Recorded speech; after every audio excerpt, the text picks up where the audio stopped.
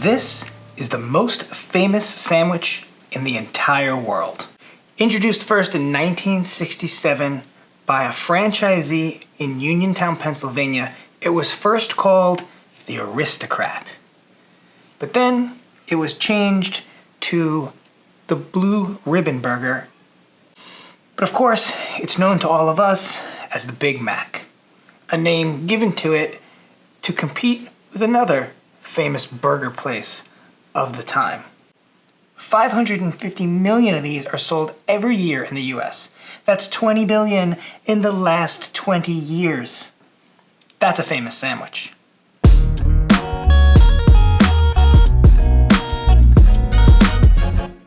What's up, guys? It's Janello, back with some tasty. Today we are turning this celebrity into a loaf. It's actually pretty easy to do. I got the idea from my buddy Tony, who showed up at my house a couple of years ago with a Cuban sandwich, except it was on an entire loaf of mini hamburger buns. The internet does a great job of explaining this. Take a look.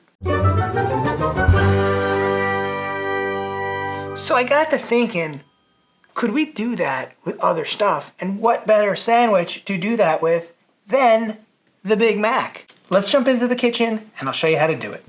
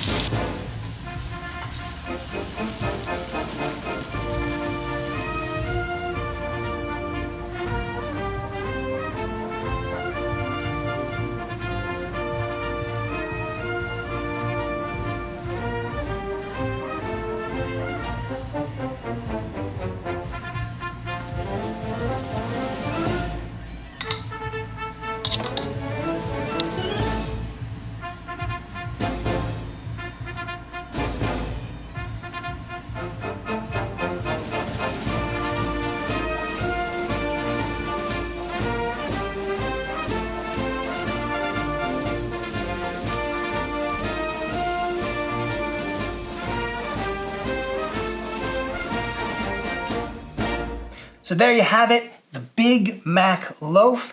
You could tell by those last few bites that I was enjoying it.